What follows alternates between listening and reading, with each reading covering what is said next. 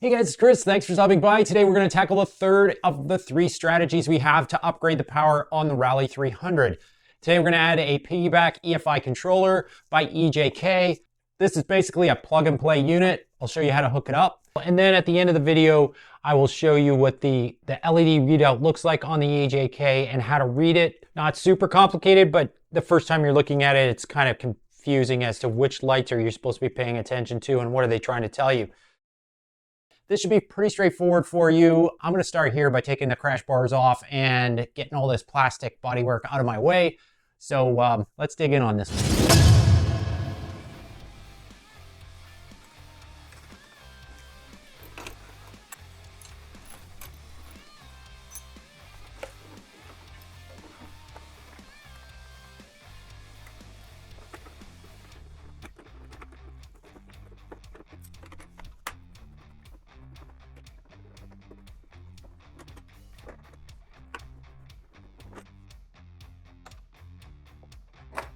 It's worth noting I don't have the plastic pop rivet that Honda puts in the top of the bodywork here from the factory, but it's one of the first things that I do with the Honda is take out the little pop rivet up here, because getting in behind the side cover would otherwise require me to take off the seat. I'd rather not have to do that every time I service a battery or whatnot. So I take that little pop rivet out, leave it out, and the bodywork is very stable even without it. So other than the screws that are obvious, there's another one of those pop rivets up here. I'll just give you a look at that. So there's where another one of those little plastic pop rivets that Honda likes to use. We'll need to release that. And that's usually just a small, very tiny screwdriver to pry that out of its spot. Other than that, I believe the bodywork is loose.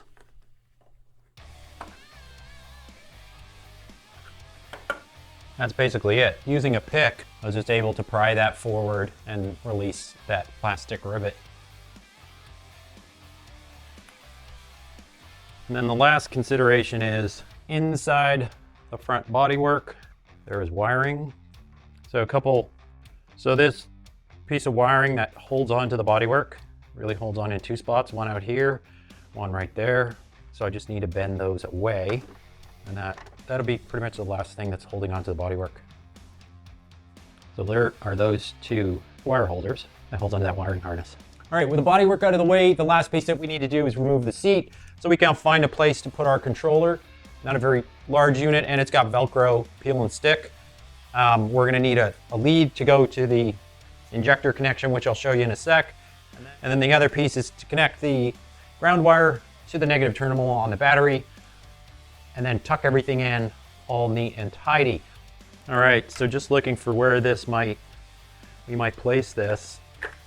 It seems like there's some pretty safe, wide open space right in here, and then we could fish the wire along the inside, under all the framework, on its way to the battery, and then through to the front here where we're gonna grab the fuel injector connection. But that seems like there's plenty of real estate in there. And if you ever need to make a change, take the seat off, adjust your settings, and you're off and running again.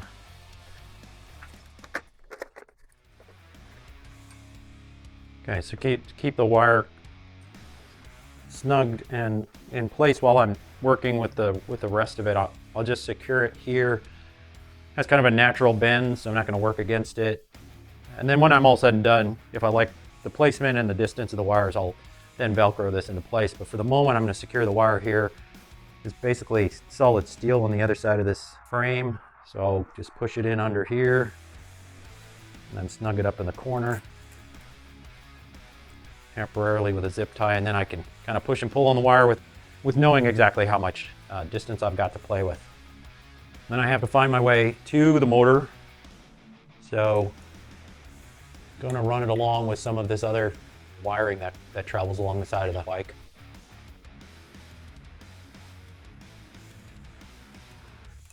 Got a large zip tie right here that looks reusable. You just press the tab. I think I can get it. You lift it. You lift this tab, and then you can open that zip tie. I'm tucking my wire in.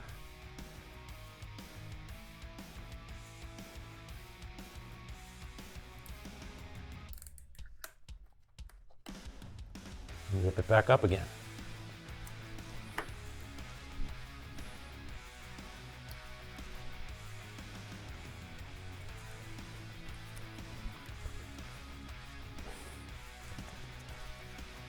The connector that we want is like right there in the middle of the bike. And I just filled up the tank with fuel, so I'm reluctant to take the tank all the way off, but I will lift the tank up. You can choose to do either or. If I lift the tank up, I can get my hand in under there. The sensor is basically straight up and down. I'll disconnect it and then connect the accessory in there.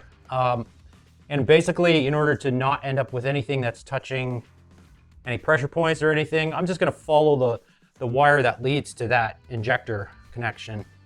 Come in this way and just follow the same direction and the same curve. 8 mil.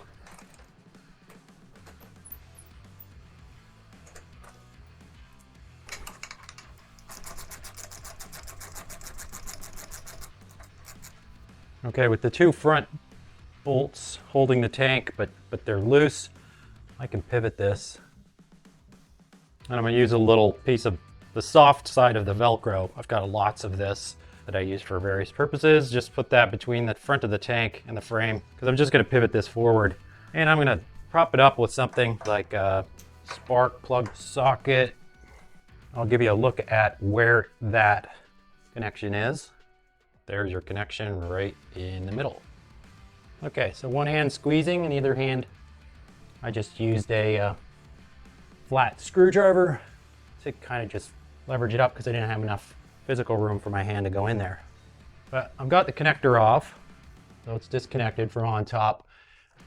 As I said, I want to come in with the EJK connection, follow the same pattern, up and over and into the connection.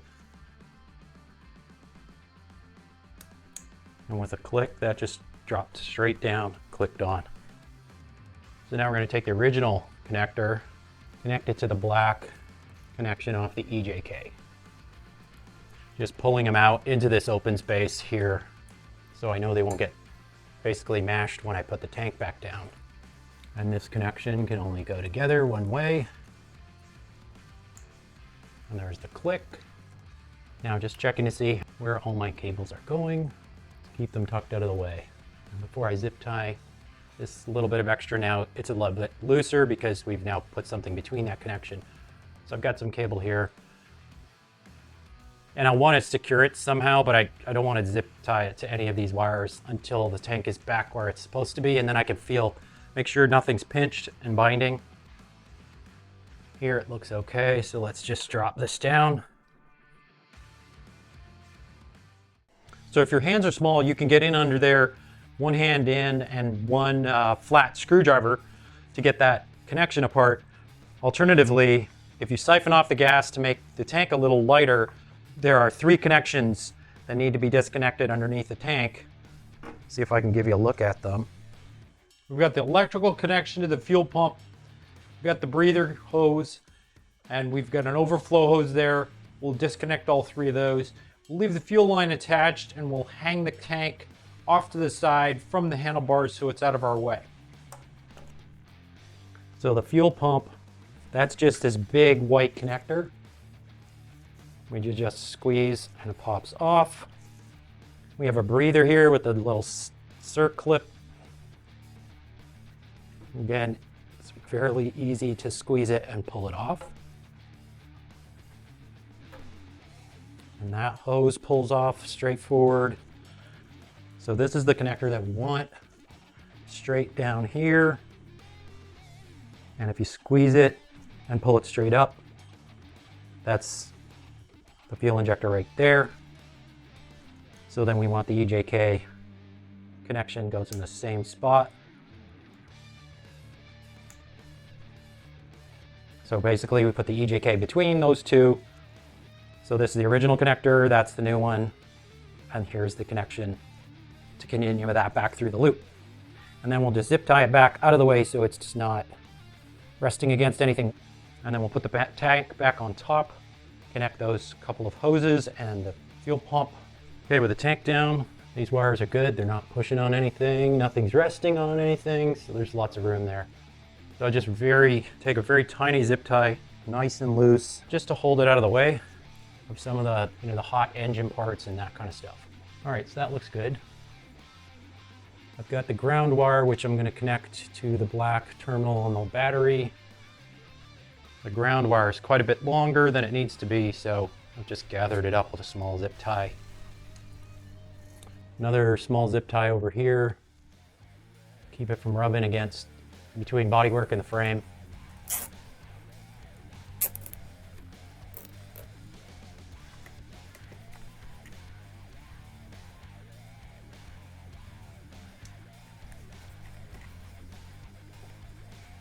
The ground wire is connected. I can then Velcro the unit in place.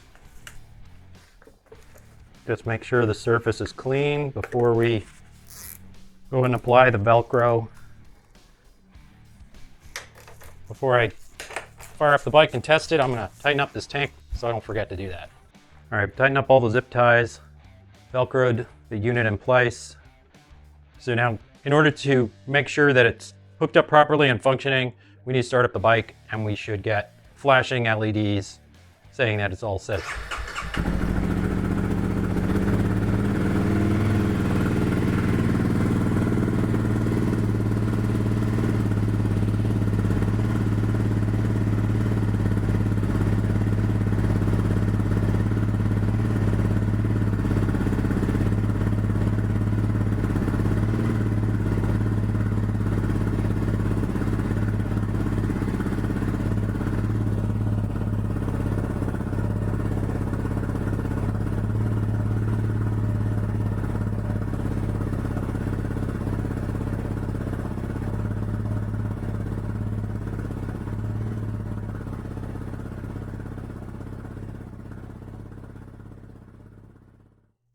All right, guys, so that's it for the EJK Piggyback EFI Controller install.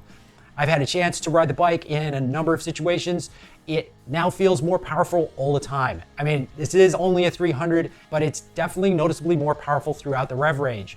It actually has a kind of more sense of urgency. It wants to accelerate. It wants you to shift through the gears. It kind of has a personality now, which it lacked before. Bone stock, it's not a lot of horsepower, and it'll get you from point A to point B, and it's kind of fun to take it places, but the motor itself does not provide any excitement. Now it sort of feels like it's eager and it really wants to get up and go. So I can't say what the horsepower numbers are, but I can say, seat of the pants, the bike feels quicker all the time, and it is just a little more fun to ride all the time. You're not going to win any drag races with any bigger bikes, but for the amount of effort and the fact that you can do all of these 3 modifications in your own space, I'd say it's well worth taking the time to do it, because you end up with a great result overall. And as far as bad manners, none whatsoever. The bike performs great. There's no backfiring, there's no stalling. It works really super good. And so with that, hopefully all of this stuff is helpful for you. If it is, smash the like, subscribe to follow along. As with any of these videos, you can find this information and more on my website. We'll see you next time. Bye for now.